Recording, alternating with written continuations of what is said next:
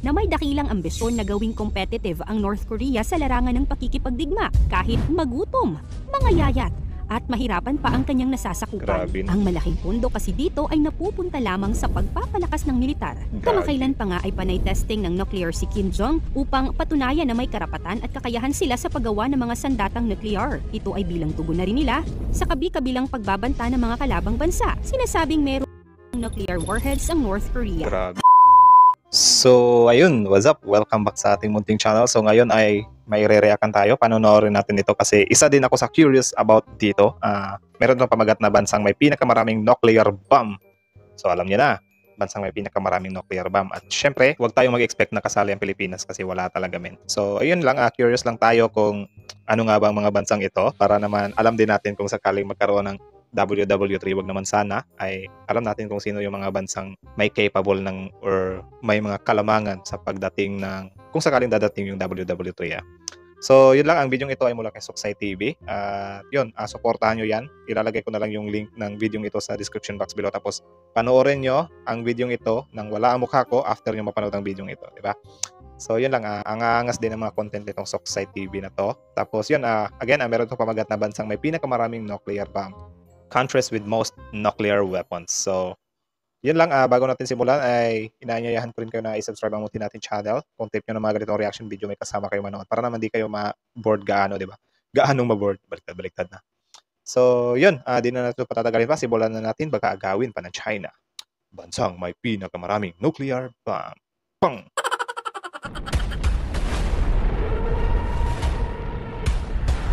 Ang bomba nuclear ay napakalakas at kayang puminsala ng napakaraming mga tao. Grabe. Millions. Ito ay napatunayan na nang hulugan ng Amerika ang Hiroshima at Nagasaki, Japan ng dalawang nuclear noong 1945 sa pagnanais na matapos ng ikalawang digmaang pandaigdig. Isang napakatindi at kaawa-awa ang naging pinsalang idinulot nito sa mga Hapon na kumitil sa daan-daang libong mga tao. Grabe. Sumira ng kapaligiran at kabuhayan sa loob lamang ng ilang minuto. Kaya kung magkaroon man ng digmaang nuklear, ito ay hindi biro. Sa ngayon Grabe yung larawang yun, men. Kita nyo yung forma ng Earth kung sakaling magkakaroon ng nuclear war. Like, saan-saang panic. Pero sure naman ako na kung bansa ka na may marami kang nuclear, dapat humanda ka rin sa mga depensa mo, diba? Like, pang-counter mo rin kung sakaling may papunta din na nuclear sa'yo. So, yun. Sana nga lang doon lang sa ibabaw lahat ang putukan, pero still affected pa naman ang mundo dyan. So, tuloy, sasabi ko. ay dumarami na ang mga bansa na patuloy na gumagawa ng nuclear bomb bilang paghahanda kung sakaling may banta sa kanilang bansa. Kaya sa videong ito ay aalamin natin ang mga bansang may pinakamaraming nuclear bomb sa buong mundo. Yun.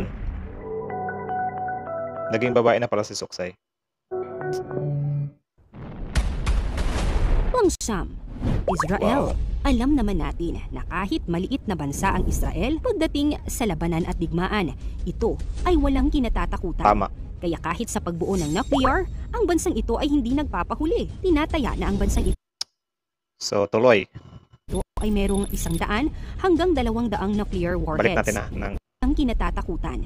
Kaya kahit sa pagbuo ng nuclear, ang bansang ito ay hindi nagpapahuli. Grabe. Tinataya na ang bansang ito ay merong 100 hanggang 200 nuclear warheads. So, dahil sabi ni Suksay dito, 100 to 200 nuclear warheads. So, it means estimated lang yan.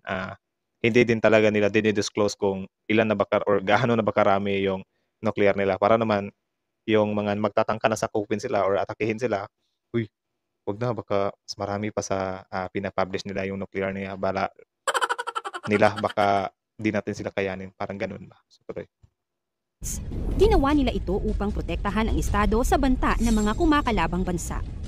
grabe. Pangwalo, North Korea. Yan. Ang North Korea ay bansang napakamalihim at pinamumunuan ng isang mabait at cute na si Kim Jong-un. Off guard ako dun sa mabait. Pag sabi niya mabait pa, sabi ko ba, kagi ano, mabait dyan. Tapos nung sinabi niya na na-cute, okay, gets ko na. Bumunuan ng isang diktador pala na may dakilang ambisyon na gawing competitive ang North Korea sa larangan ng pakikipagdigma kahit magutom, mangayayat, at mahirapan pa ang kanyang nasasakupan. Grabe. Ang malaking pondo kasi dito ay napupunta lamang sa pagpapalakas ng militar. Kamakailan pa nga ay panay testing ng nuclear si Kim Jong upang patunayan na may karapatan at kakayahan sila sa paggawa ng mga sandatang nuclear. Ito ay bilang tugon na rin nila sa kabi-kabilang pagbabanta ng mga kalabang bansa. Sinasabing merong 50 nuclear warheads ang North Korea. Grabe, men. Parang naawa ako sa mga tao doon sa North Korea, men. Kung ganun na lang din na mas tinitiis pa, mas inaano pa sila, parang kinakawawa sila as long as lalakas lang yung depensa nila. Parang katangahan yun, di ba? Pero yun nga, dictatorship nga ang nag-ano sa kanila doon, wala. Pero yun nga, dahil diktador nga yung may hawak sa kanila, wala silang magagawa doon. Pampito. India. Sinubukan ng India ang isang mapayapang nuclear explosive noong 1974. Ang pagtest na ito ay naging kilala bilang Smiling Buddha at nagdulot ito ng pagkabahala sa mga tao tungkol sa kung paano magagamit ang sibilyan na teknolohiyang nuclear ng lihim para sa mga layuning militar. Ang India at Pakistan kasi ay nasa isang karera sa pagpaparami ng armas. Ngunit sa tuwing sinusubukan ng India na i-update ang mga sandatang nuclear nito, makikita ito ng Pakistan bilang isang banta.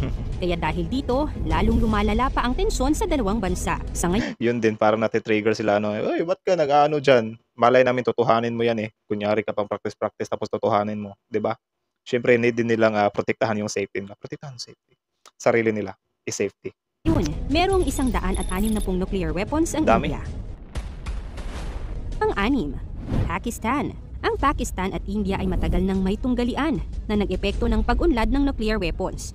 Ang Pakistan ay gumagawa ng nuclear weaponry ng lihim mula noong huling bahagi ng 1970s nang itayo nito ang unang nuclear power plant sa Karachi. Karamihan sa mga kagamitan ay nagmula sa kanluran. Noong 1971, sinabi ng Pangulo ng Pakistan na si Zulfikar Ali Bhutto kung ang India ay makakagawa ng mga sandatang Bakit nuclear, sila hindi? gayon din ang Pakistan. Magtatayo kami ng Naalala ko lang yung viral video ng bata na I will try na India and Pakistan. Parang ganun. Natatawa ako kasi kahit mga bata men, like, na kakagulat na galit na sila sa isa't isa, di ba? Alam na nila or mulat na sila. Siguro yan din yung tinuturo sa eskwelahan nila, di ba? So, yeah, tuloy. nuclear stockpile kahit na kailangan naming kumain ng damo. Ayon sa kanya, ang Pakistan ay merong 165 na sandatang nuklear at nais nilang dagdagan pa ito. Ang pagsubok ng mga sandatang nuklear ng Pakistan ay nagsasabing ito ay para sa pambansang seguridad. Grabe yun.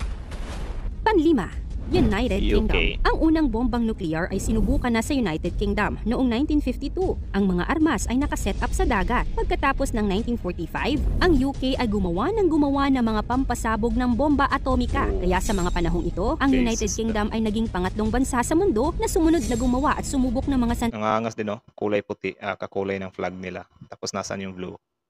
sandatang nuklear at tinatayang may 225 mga sandatang nuklear Bad, madami na din yun. at 25 mga sandatang nuklear. Not bad. 225? Pang-apat, France. Ang France ay isa sa mga bansang may pinakamaraming armas nuklear sa mundo. Mayroon itong 270 sandatang nuklear. Grabe. Karamihan sa mga sandatang ito ay nakalagay sa mga submarino. Ang natitira ay mga cruise missiles na inilunsad mula sa himpapawid. Ginawa ng bansa ang unang pagtest sa isang nuclear attack noong 1960. Sinabi ng France na pananatilihin nito ang mga sandatang nuklear sa pinakamababang estratehikong antas na posible at susundin ang isang mahigpit na patakaran. Grabe, need din talaga nilang magpakita ng test nila para naman, warning sa inyo to ha. Huwag nyo na kaming anuhin. Meron kaming marami dito na huwag nyong i-trigger. Sapat, may mga programang nuklear na nangangalaga sa seguridad ng rehiyong ito mula sa posibleng pag-atake ng ibang bansa.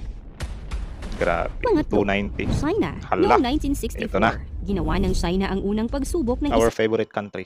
isang sandatang Sarap nuklear. tirisin. Ginawa ang sandata para maging mas maliit ang posibilidad na umatake ang US at USSR. Gumawa ang China ng fission bomb na maaaring ilagay sa isang nuclear missile pagkatapos nito at sinubukan naman ito ang unang bombang hydrogen. Ang ulat ng Pentagon ay nagsabi na ang nuclear arsenal ng China ay lumalaki ng mas mabilis kesa inakala. Grabe, no? Ang China ay isang lumalagong pwersang militar Dinidisplay din talaga sa labas, men. na Yabang. naglalayong suportahan ang katayuan nito bilang pangalawang napakamakapangyarihan sa aspeto ng ekonomiya sa mundo. Tinatayang nakabuo ito ng 350 nuclear warhead. Gagi, 350. Pangalawa, Ito na. USA. US. Sa panahon ng ikalawang digmaang pandaigdig, ang US, UK at Canada ay Wait nagtulungan lang. Dahil US ang pangalawa, so let me guess, maybe Russia yung una or yung may pinakamaraming nuclear. Guess ko lang naman. sa Manhattan Project upang gawin ang mga unang nuclear arsenals. Ginawa nila ito dahil natatakot silang maunahan sila ng Nazi Germany. Ang US ang naging unang bansa na gumamit ng mga sandatang nuclear sa digmaan na pumatay sa maraming tao at sumira sa mga lungsod ng Japan. Ang US din ang unang bansa na sumubok ng hydrogen bomb prototype noong 1952 at ang unang sumubok ng sandata na maaaring magamit kaagad noong 1954. Sa panahon ng Cold War, well-improved na ito at patuloy pang nadadagdagan ang mga sandatang nuclear. Sa ngayon, ang US ay may humigit kumulang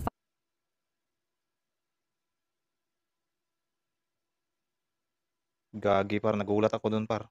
5,550? Seriously? Gagi, akala ko mga nasa 2,000 lang. Though may nakita na akong mga ganito dati, nakalimutan ko eh. Gagi, 550. Ang layo ng agwat dun sa North Korea. North Korea nga, 50 lang eh. Tapos ang yabang-yabang. Tapos yung China, 350 lang pala. Lugi din pala yung China sa US nuclear weapon. Kaso lang, ang tanong, aabot ba yung nuclear ng US dito sa China? Or maybe, kaya ganyan ang ano ng US sa Pilipinas para maglagay sila ng nuclear doon para malapit sa China. Gagi, 5,550. Siguro sa Russia, mga 8,000. Hula ko lang. 5,550 nuclear weapons. At una, ang Sabi ko na Russia. Russia eh. Ang Russia ang bansang may pinakamaraming nuclear warhead sa buong mundo. Kaya masasabing napakalakas ng militar ng bansang ito. Ito din ang dahilan kung bakit hawak ng bansa ang katayuan ng isang makapangyarihang bansa. Malakas din ang ekonomiya nito dahil sa langis at internasyonal na impluensya. Ginawa ng Russia ang unang paggawa ng nuclear noong 1949. Bahagi ng kaalaman ng Crush Project na ito ay nagmula sa mga espiya na nagtrabaho noong matapos ang World War II. Grabe. Sa pagpapanatili bilang malakas at makapangyarihang bansa, nasa kanila ang mga pinakamalalakas na nuclear sa buong mundo tulad ng Tsar Bomb. Dahil Tsar dito, Bomb. ang Russia ay tinagurian ding hari Tsar Bomb, parang familiar yun. Parang narinig ko na yun dati. Tsar Bomb. Parang nasa movie siya. Tsar Bomb. ng nuclear bomb na umabot na sa bilang nito na 6,257. Grabe. 6,200 tapos sa Amerika 5,500. So, mga 1,000. Ano? Mga 700. 700 yung lamang ng suksay. Grabe, no? Kung sakaling mag-ubusan sila ng nuclear ba, ano kayang magiging itsura ng Earthman? Kagipar. Ang bomba nuclear ay napakalakas at kayang puminsala ng napakaraming mga Agree. tao. Millions. Kaya kung magkakaroon man ng digmaang nuclear ngayon, anong gagawin mo? Saan ka pupunta? At Anong gagawin ko? Grabe yung ganun, ano? Grabe. Kagipar. Remember ko nga nung bagyong Odette, like, napaano na lang talaga ako, men. Sobrang takot ako noon kasi yung mga kulog ba, di mo alam kung baka bigla na lang masisira yung tinutuluyan mo, like ganun. Tapos nuclear bomb pa, kaya yun ngang bagyo na tunog lang sa kalangitan, men, eh, parang nanginginig na yung itlog ko eh. Paano kaya pag nuclear, no? Ano kayang gagawin ko? Siguro matutulog na lang ako or magdadasal na lang ako, magre-repent, parang ganun. Kasi walang takas yan, men, eh. Sobrang nakakatakot talaga yung nuclear, men, like legit. Sana nga, maiwan ko rin kung tama ba na sabihin to na sana wala na tayo dito sa mundo kung sakali mang sumiklab yung WW3 na yan. Kasi pag maabutan pa natin yan, ewan ko lang kung may tawa pa ba or may ngiti pa ba tayong maiano sa mukha natin.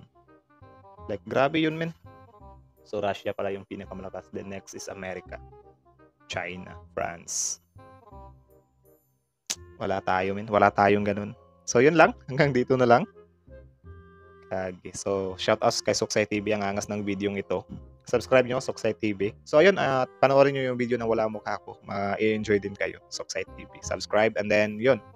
Subscribe nyo rin yung channel natin bago nyo iwan para naman happy-happy tayo, di ba? Tapos yun, sana nagustuhan nyo yung reaction ito. I don't know. Kita-kits sa susunod natin video. Grabe talaga yun, men. Nuclear, men. Lugi tayo dun. Lugi. Natawa ako doon sa North Korea eh. Matapang siya tapos 50 lang pala yung hawak niya. Like, ano yun? Anyways, doon na lang. Comment down below your thoughts and then kita-kits sa susunod na reaction with Noisy Spectator is out.